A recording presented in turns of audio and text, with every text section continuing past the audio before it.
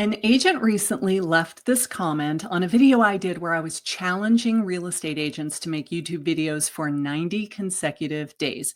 Not a video every single day, just to make videos for a 90-day period, start to finish, and see what happened to their business. And sadly, he said, I made 2 videos a week for 90 days and I didn't see anything at all. Actually, I don't know any agents in my market who are personally getting business from YouTube. So I started to think, has it changed? Because YouTube has been the bread and butter of my business, both of my businesses, for since 2017. I made real estate videos to get buyers and sellers. Then I made videos to get coaching clients. And I get almost all of my clients and customers from my YouTube channel. So I clicked on his name and I went and looked at his channel, and I have some very definite ideas of what's happening here. So I sent him a little message and I said, would you agree for me to roast your video and give you some feedback? I promise I won't be too mean. And he very kindly said yes. So let's go look at his channel. And I will show you a bunch of the most common mistakes that I see real estate agents making when it comes to YouTube.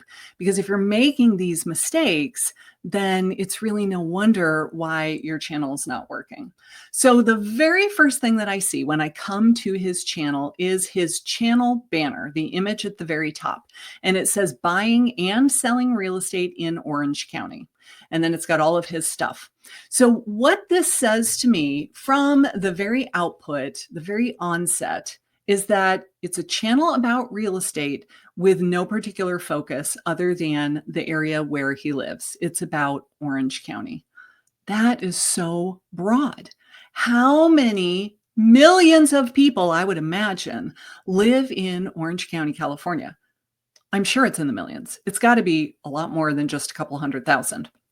And even if it were only a couple 100,000, that is just too broad. So we need to narrow this down. We need to figure out what is the channel about and who is it for beyond just, I'm a real estate agent in Orange County, because yeah, you and 50,000 other people, right? So think about who is the channel right for based on what I'm talking about. What do I want my channel to be about? You can make it be about whatever you want it to be about. Mine was helping first-time military buyers who were relocating into Savannah and wanted to buy a house for the first time rather than live on base or live on post. Very, very specific. Channel blew up, worked like a charm.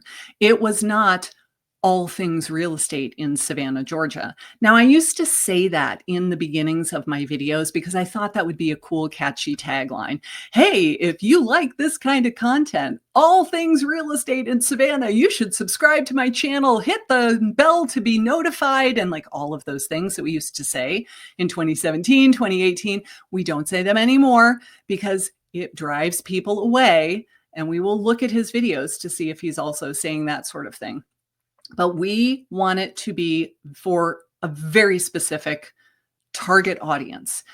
Anyone who wants to buy or sell any type of real estate in this giant, massive area is just too big. Then beyond that, we've got his name, we've got all of his contact or other platforms where we can follow him. What is it? I don't have my glasses on. We see his website, we see another platform, we see his brokerage logo information. But when I visually look at this, it comes across as a business card, right? It's coming across as, I am a professional and here is all of my information, but it looks like a business card. Instead, when somebody comes to your channel, they're going to make a decision within just a couple of seconds. Do I want to follow this person? Do I want to watch any of their videos? Do I want to subscribe to this channel? They're going to make that decision within a couple of seconds. And it can't just be, I am one of a million realtors that service this area. So we have to think, what is the unique value proposition of this channel? Why would someone want to watch this channel over everyone else who has a real estate channel in the OC? Why me? Why this channel? And we communicate that value with our channel banner. So I would say go back to the drawing board and come up with a different channel banner. I do like that he's got the QR code in it, because when I look at my analytics, I don't have a lot of people that are watching on a flat screen TV, but a ton of my coaching students do.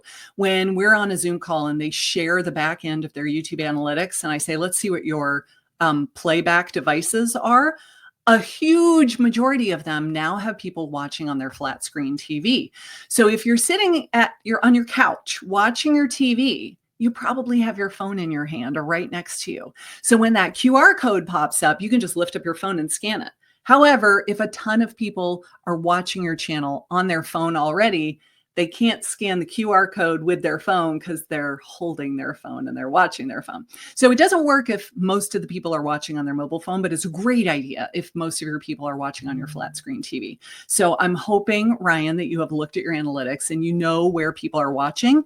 And if they are, in fact, like a good chunk of people, I'm talking 40% or more are watching on their flat screen TV. Doesn't have to be a well, it probably is a flat screen TV, right? Because if it's, remember the TVs we used to have that were so deep and they weighed like 800 pounds?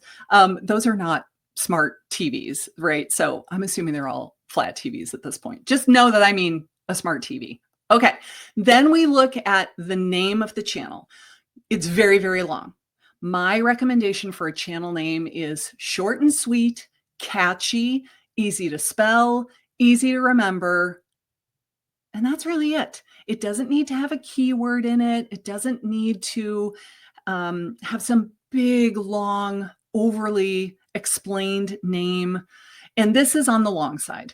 So if the only reason I would recommend doing this is if you have a lot of Google juice behind your name or the OC Uncovered. Like assuming that maybe you have a podcast called the OC Uncovered and you get a ton of listeners every week and you want to capitalize on the SEO Google juice of that name, then it might be worth having your name and the name of the podcast in the name of the channel itself. But if nobody is Googling you and there is no Google juice with your name, and the OC Uncovered is just the name of this YouTube channel, and how many subscribers do we have at this point? We have 88. Then I think it's too much. I don't think you need it. On my channel, it was called Carr Real Estate. Then I changed it to Georgia Coast Homes. And then an SEO expert that I know said you should put Georgia Coast Homes by Carr because people know you and there is a lot of Google juice with your name. So it should not be only Georgia Coast Homes. We should also capitalize on all of the knowledge that we have of you in Google. So yes, it will make the name of the channel longer, but there's a purpose for doing it. If you don't have that, then I would say make it shorter. It can just be your name. That could be fine. There is nothing wrong with having the name of your channel be your name. The channel that you're watching right now is my name. It's just Karin Carr. That's it. There's no explanation. It's just that. So I would consider redoing the name of the channel to make it shorter.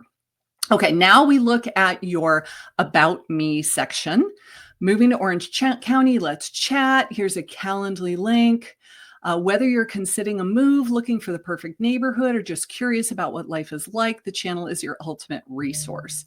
So when I read all of this, it's not bad, but your channel banner says buying and selling. And so it goes back to this idea of if you talk to everybody, you're not talking to anybody. And I think that you would agree with that because you haven't gotten any leads from this channel. You haven't gotten anything.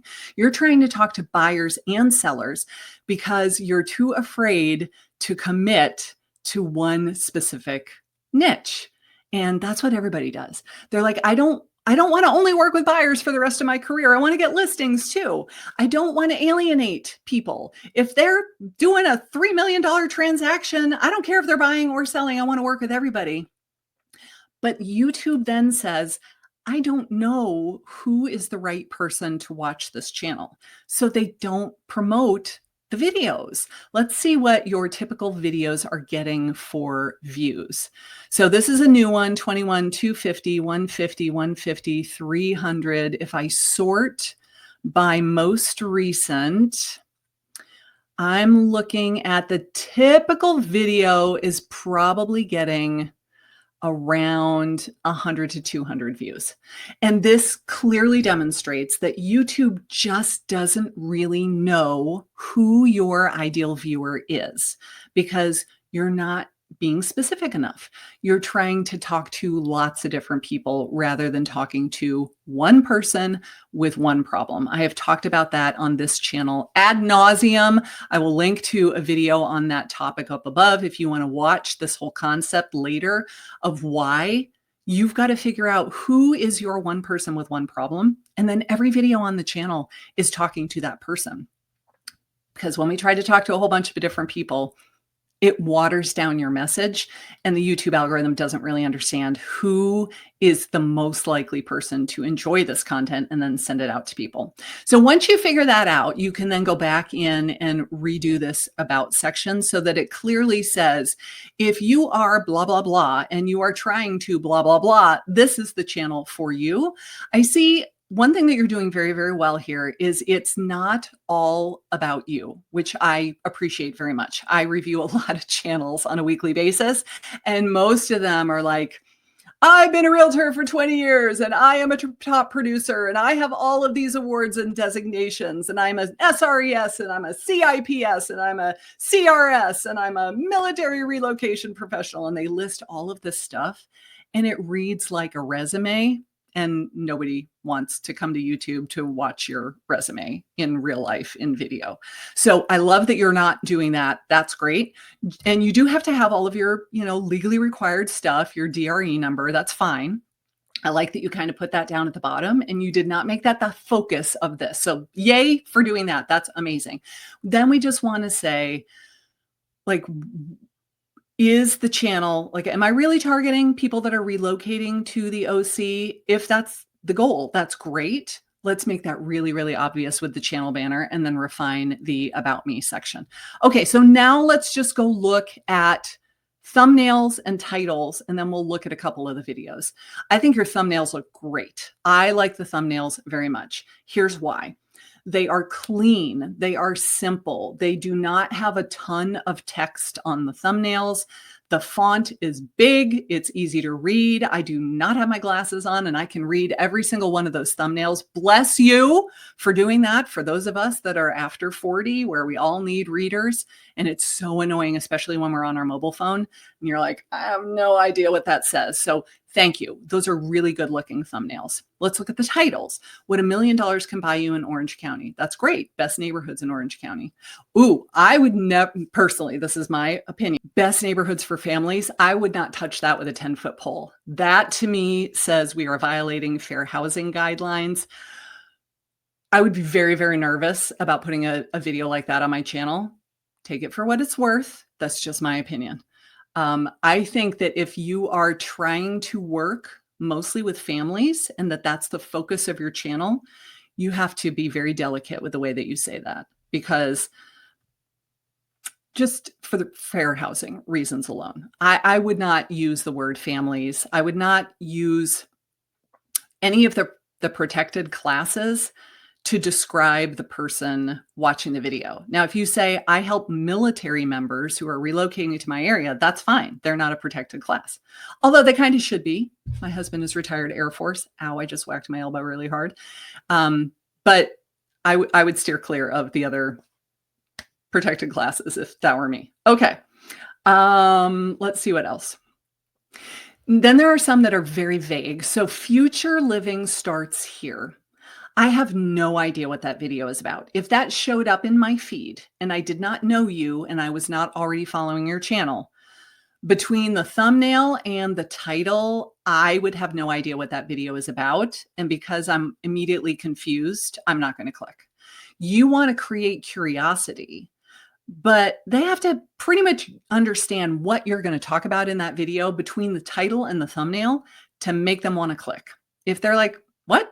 I don't understand, they're just not going to click. So we want to make sure that we are giving a really strong thumbnail concept and a title that goes along with it that makes me think, okay, I understand what the topic of this video will be.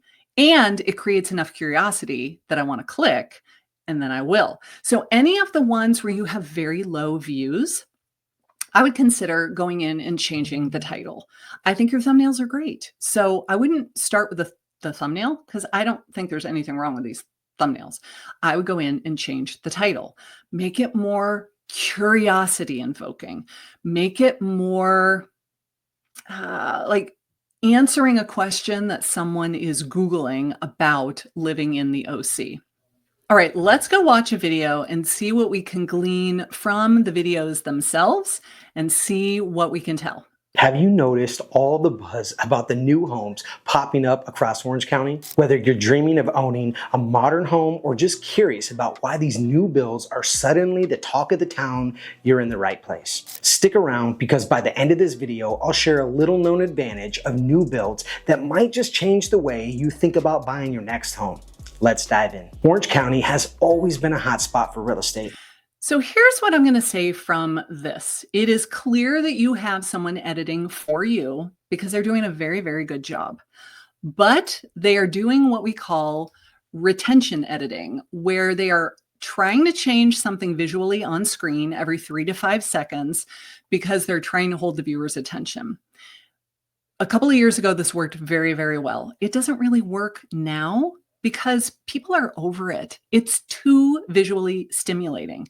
There's so much going on the screen at all times. I'm going to just turn the sound off and let this run in the background so that we can look.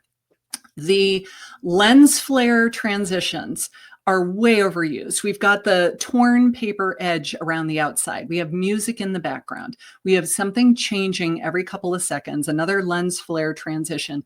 It's just too much. It is causing visual fatigue for the viewers. So the good news is that we can get away with a lot less editing these days, and people tend to like it better. Not only do they click on the video, but they stay longer when it just doesn't come across as this overly polished, too perfect video. You are amazing on camera. You are so comfortable on camera. If you're reading a teleprompter, I cannot tell that you're reading from a teleprompter. I don't see your eyes tracking. I can't tell anything. But it is so clearly scripted. It's very, very polished. It's very perfect. And I feel like it's unrelatable. We watch this video and you are just so good on camera. It's so polished that I can't relate to you. So I'd be super curious to see what your audience retention is like on these videos. When somebody clicks on the video, how long do they stick around? When you go into your analytics and you click on the video and you scroll down on I think it's the details or the overview tab, you go down to average key moments for audience retention. You scroll down and at the 30-second mark, how many people are still watching? If it is far below 50%, then we got to rethink what it is that we're doing in the opening section of the video. And I suspect you're losing people because of the overly edited, too much visual stimulation going on. That's what I suspect. I appreciate very much that you did not say, "Hi, I am a realtor. Welcome to my channel. I'm with XYZ Brokerage." Thank you for not doing that. That drives people away like crazy. I review a lot of channels where they have their little animated logo, like come in with the music and roll out again. And again, that's what we did in 2017. I did it for years. But when I saw that every time that sucker started to play, people left the video, I stopped doing it. So now we don't do that anymore because we know your audience retention takes a nosedive. So I'm very, very glad that you didn't do that. Let me go and turn the sound back on. And I'm going to scrub ahead to the ending because I want to hear what you say when we get to the end of the video. Builders are often offering lower than market interest rates, and you've got a combination that's hard to beat. So what do you think? Are new builds worth the hype? Let me know in the comments below. Okay, so as soon as you said that, that tells the viewer the video is over. I guarantee you a lot of people leave the video at this point. Maybe they go and they leave some comments. Let's see how many comments we got on this video. We only got 3 videos on the comments, or 3 comments on the video. So that was not enough of a compelling reason for somebody to leave a comment because we only got 3. Instead, they're going to leave the video. They're like, oh, the video is over. He's not going to say anything new that I need to hear, so I'm going to leave. So let's hear what your actual call to action was. And if you're thinking about exploring new construction homes here in Orange County, I'd love to help. Don't forget to like, subscribe, and hit the bell so you never miss. So you ask them to do 3 separate things in a very short period of time. You ask them to leave a comment. You ask them to like, subscribe, and ring the bell. And now I assume you're saying I'd love to help. I'm assuming you're asking them to contact you so that you can help them. So you're asking them for a whole bunch of stuff at the end of the video. And I bet there are very, very, very few people who are still sticking around to even hear it. So my recommendation would be pick one. What is one call to action for this video? You cannot have multiple calls to action all at the same time. It's not effective. So do you want them to comment? Awesome. That's the only thing that you ask them to do. Do you want them to watch another video? Awesome. Which video and why? Tell them what to watch and then say, it's right here. Go click it and watch it. Do you want them to reach out? If you're going to say, call me, here's my phone number, you can. I find that it's more effective to say, go to my website and download a free resource. Let me do something for you that is free with no obligation. Works much better than pick up the phone and call me, especially when people are still in their research phase. They're just not ready to talk to us because they've been burned before. They've spoken to realtors and they said, I'm not ready to move for 6 months. And that agent's calling them every 10 days, just checking in. They have been burned before. They're not going to do that. They do not want to give you their contact information and have that happen until they're ready, because they think that we're going to hound them for the rest of their life. And unfortunately, with good reason, because that's what people in our industry have done. So rather than just say, here's my phone number, call me, I see that you have that Calendly link in your About Me section. Why not say, if you'd like to schedule a free discovery call, I'm going to put the link on the screen. Let's talk about your plans to relocate to this area, or let's talk about your plans to buy new construction, whatever you decide that your focus for the channel is going to be. And we're going to talk, but you're pitching it as, I'm going to give you lots of advice and guidance and stuff on this call that will make it so that you want to talk to me and that you want to schedule that call. But I would say don't put 3 different things that you want them to do, because if you ask them to do 3, they're not going to do any. You've just asked them to do too many things. And they're not going to subscribe if they don't like your videos. They're not going to hit the bell if they don't feel like what they've learned is valuable. I don't ask people to like and subscribe anymore, and I haven't for years and years, because when you make a video that is good and helpful and valuable, you get new subscribers. You don't have to ask them to do it. They will do it all on their own because they thought your content was so great. I want to say one more thing about being overly scripted and overly polished, because get a load of this beauty. This was the first video that I made on my channel that really took off. This was the video that got the most views right out of the gate. And that's the branding intro that I'm talking about. We did that back then. We don't do that anymore. This is so far from polished and perfect. And this video got how many views? It's had 41,000 views. It's an old video, and I get so many leads that turn into clients from this video. It has very little editing. I obviously did the editing myself. I did not know how to edit. This is no masterpiece, and yet it worked like gangbusters. I get so many phone calls and leads from this video right here, even though it is nothing beautiful to look at. It was very DIY, but I came across as relatable and authentic, and not some like amazing realtor who's doing 700 transactions a year with a team of 20 people. It was just, hey, I'm a local realtor. This is my area. I know a lot about the area. If you want me to help you, I can. Watch the channel because you'll learn lots about moving to Savannah, right? This is hardly anything professional and polished, and yet it works like a charm. So if you're doing this retention editing and you're reading from a script and it's not helping your audience retention. You can go to your analytics. You can look at your audience retention for every single video that you do. And if people are leaving the video very early on, maybe you should just try making it a little bit less produced, make it a little bit more authentic, and see what happens. If you want to join me on this excursion of making YouTube videos, I challenge you to make videos like this for 90 days that are not overly produced, that speak to one person with one problem. You are super consistent, but not overly concerned with how pretty and fancy the videos look. I encourage you to take the challenge and join me.